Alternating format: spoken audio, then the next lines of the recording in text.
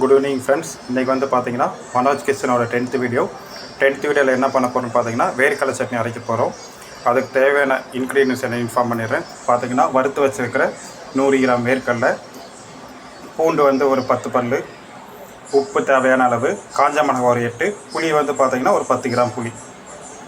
Friends, இப்போ வந்து பார்த்தீங்கன்னா எடுத்து வச்சுருக்கிற பொருள் எல்லாம் வேர்க்கடலை சட்னி தேவையான பொருள்லாம் வந்து மிக்ஸி ஜாரில் போட்டு நல்லா அரைக்க போகிறோம்.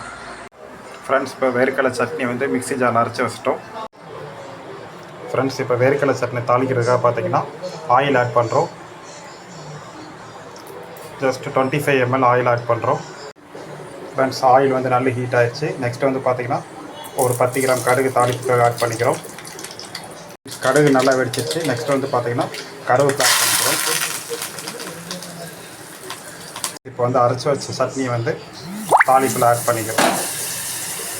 ஃப்ரெண்ட்ஸ், இப்போ பார்த்தீங்கன்னா தாளிப்பில் வந்து சட்னி ஆட் பண்ணியாச்சு. வேர்க்கடலை சட்னி ரெடி ஆகிடுச்சு. இந்த வேர்க்கடலை சட்னி பார்த்தீங்கன்னா வந்துட்டு நீங்கள் பூண்டு தோசை, இட்லி, அடை தோசை, பொங்கல் எல்லாத்துக்குமே டேஸ்ட் பண்ணி சாப்பிட்ணும்.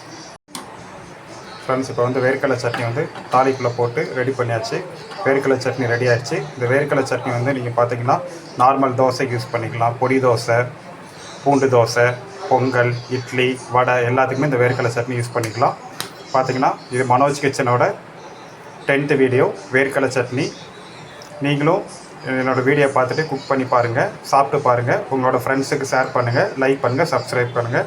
தேங்க்யூ.